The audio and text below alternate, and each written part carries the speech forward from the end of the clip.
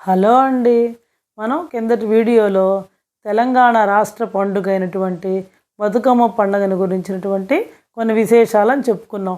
అంటే ఈ బతుకమ్మ పండుగను 9 రోజులు జరుపుకుంటారని చెప్పి, 9 రోజులకి ఆ అమ్మవారికి ఏమేం పేర్లని, ఆ అమ్మవారికి ఏమేమి నైవేద్యాలు పెడతారని చెప్పి చెప్పుకున్నాం కదా. అసలు బతుకమ్మ పండుగ అంటే బతుకమ్మ మాకు బతుకునియ్యవమ్మ, మాకు అందరికీ కూడా బతుకునియ్యవమ్మ అని చెప్పి అందరూ కూడా అమ్మవారిని ప్రార్థించడం జరుగుతుందన్నమాట. చూడండి, ఇవన్నీ కూడా ఇంకా అసలు పండుగ అంటే పూలతోటే పండుగ. దాంట్లోనే తెలియని అంతరార్థం ఉంది. దాంట్లోనే శ్రీచక్రం లాగా ఉంటుంది. పైన చూడండి, ఒక స్తూపాకారంలో వరుసగా పూలని అమరుస్తారనమాట. ప్రకృతిలో సహజ సిద్ధంగా లభించే అందమైన పువ్వులతో కూడినటువంటి అమరికే బతుకమ్మ. సాధారణంగా వాళ్ళు ఎన్ని రకాల పూలను ఉపయోగిస్తారంటే 9 రకాల పూలను ఉపయోగిస్తారు. అవి ఏమేం పూలు అంటే ప్రకృతిలో లభిస్తాయన్నమాట.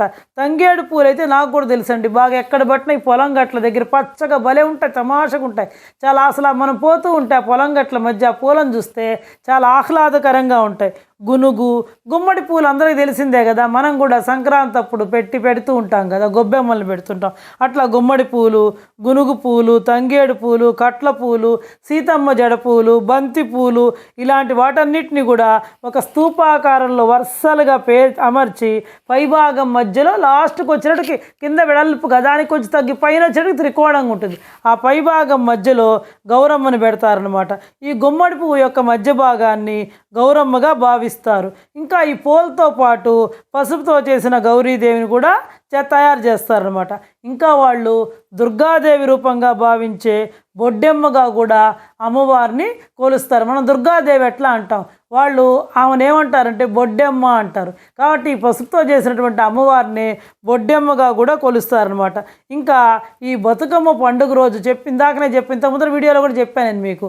ఊరంతా కూడా ఒక చోట చేరి బతుకమ్మ అంటే ఏమని అర్థం అంటే జీవించమ్మా అని అర్థం, లేదా మాకు బతుకునియ్యవమ్మా, మమ్మల్ని అందరినీ కూడా చల్లగా చూడు తల్లి అని చెప్పి ఆటపాటలతోటి అమ్మవారిని వాళ్ళు ప్రార్థిస్తారనమాట. అంటే ఆ పాటల్లోనే అంతరార్థం ఉంటుందన్నమాట. దీనికి సంబంధించి ఒక కథ ఉందండి. మేము 10th క్లాస్ చదువుకునేటప్పుడు దీనికి సంబంధించి మాకు ఒక లెసన్ ఉండేది. ఆ లెసన్లో ఒక పాటగా ఉండేదండి. కథ కూడా ఎట్లా ఉండేదంటే ఒక పాటగా ఉండేది. అంటే చోళ వంశానికి చెందినటువంటి ధర్మాంగదుడు అనేటువంటి రాజు ఉండేవాడనమాట. ఆయన భార్యకి 100 మంది సంతానం కలుగుతుంది, మగపిల్లలు పుడతారు. కానీ అందరూ కూడా చనిపోతారనమాట. అప్పుడు ఆయన భార్య పాపం చాలా లక్ష్మీదేవిని గురించి విపరీతంగా పూజలు చేసి ప్రార్థిస్తుందనమాట. అమ్మ, మళ్ళా మాకు ఈసారి ఒక పుత్రికగా నువ్వే మా ఇంట్లో జన్మించు అని చెప్పి ఆ చోళ వంశానికి చెందినటువంటి ధర్మాంగదుడు రాజు యొక్క భార్య అమ్మవారిని విశేషంగా పూజిస్తుంది. ఆ తర్వాత అమ్మవారి యొక్క వరప్రభావం వల్ల ఆమె గర్భవతి అవుతుంది. ఆ తర్వాత కొంతకాలానికి ఆమె ఒక కుమార్తెను ప్రసవిస్తుందన్నమాట. సాక్షాత్తు లక్ష్మీదేవే జన్మించింది కాబట్టి అక్కడికి మునులందరూ వచ్చి ఆమెను దీవిస్తారనమాట. అమ్మ, నువ్వు బాగా బతుకు, చిరంజీవిగా బతుకు అని చెప్పి జీవిస్తారు. అప్పటి నుంచి లేదా ఆమె పుట్టిన తర్వాత కొంతమంది ఏం చెప్తారంటే ఆమె పుట్టిన తర్వాత అనేక ప్రాణాపాయ గండాలని ఎదుర్కొనింది. దాంతో మనం ఏదైనా బాగాలేనప్పుడు చేయిస్తాం కదా, పూజలు అలాంటివి చేసినప్పుడు అందరూ ఆమెని అమ్మ చిరంజీవిగా బతుకమ్మ జీవించారు. ఆ తర్వాత ఆమె బతికింది. అప్పటి నుంచి ఈ బతుకమ్మ పండుగను జరుపుకోవడం తెలంగాణ ప్రాంతంలో ఒక సాంప్రదాయంగా వచ్చింది అని చెప్పి ఆ కథను చెప్తూ నాకు కూడా బాగా గుర్తండి. ఆ కథ మాత్రం మేము చదువుకునేటప్పుడు మాకు పాఠ్యాంశంగా ఉండేదన్నమాట. ఇంకా అసలు చారిత్రక ఆధారాన్ని బట్టి చూస్తే రాష్ట్రకూటులకి ఈ సామంతులుగా వీళ్ళు చాళుక్యులు ఉండేవాళ్ళు అనమాట. తెలంగాణ ప్రాంతాన్ని ఫస్ట్లో చాళుక్యులు పరిపాలిస్తూ ఉండేవాళ్ళు. ఈ చాళుక్యులు ఎవరికి సామంతులు అంటే రాష్ట్రకూటులకి సామంతులుగా ఉండేవాళ్ళు అనమాట.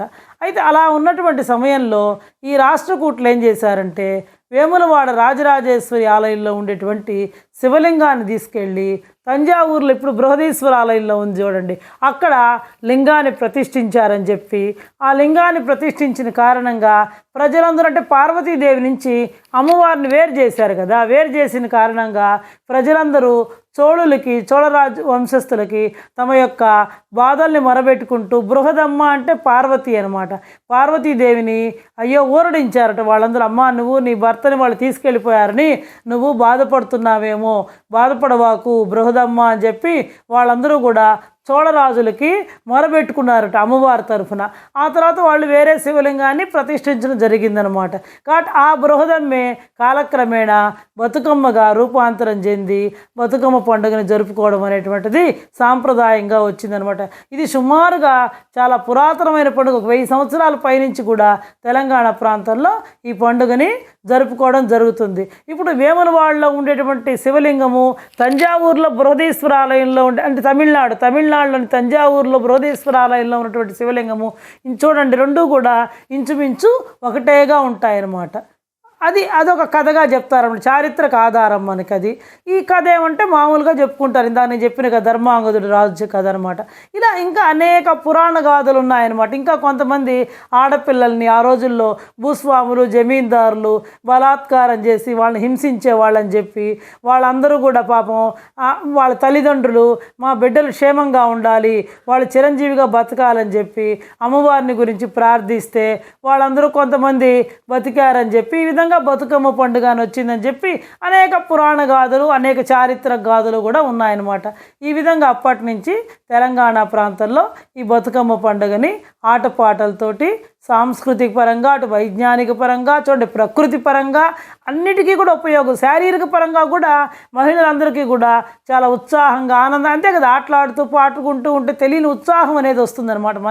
మనిషికి శారీరక మానసిక ఆనందాన్ని కూడా ఈ పండుగ కలుగజేస్తుంది. ఇంకా పిల్లలందరూ కూడా పార్టిసిపేట్ చేస్తారు దీంట్లో. పిల్లలందరికీ సెలవులు ఉంటాయి కాబట్టి అందరూ చక్కగా ఈ పండుగలో పాల్గొనడం జరుగుతుంది. కాబట్టి ఇట్లాంటి వైజ్ఞానిక సాంస్కృతిక వారసత్వ సంపదని కాపాడుకోవడం ప్రతి ఒక్కళ్ళ యొక్క విధి. చూడండి, ప్రాంతాలు వేరైనా ఆచారాలు వేరైనా అమ్మ ఒక్కటే. పసుపు గౌరి అయినా కావచ్చు, లేదా శిలారూపంలో ఉండే అమ్మవారైనా కావచ్చు, ఎవరైనా కావచ్చు, వాళ్ళు 9 రోజులు జరుపుకుంటారు, మనము 9 రోజులు జరుపుకుంటాం. కాశ్మీర్ నుంచి కన్యాకుమారి వరకు కూడా ఈ దసరా పండుగని ప్రతి ఒక్కళ్ళు కూడా చాలా వైభవంగా జరుపుకుంటూ ఉంటారు. అదే బెంగాల్లో కాళీమాత ఉత్సవాలు కాళీ అమ్మవారుగా జరుపుకుంటారు. ఒక్కొక్క ప్రాంతంలో ఒక్కొక్క రకమైన ఆచారాలతోటి జరుపుకోవడం జరుగుతుంది ఈ పండుగని. మొత్తం మీద అమ్మ ఒకటే, జగన్మాత ఒకటే, తల్లి ఒకటే, ఆమె ప్రకృతి స్వరూపిణి, సృష్టికారిణి జగన్మాత.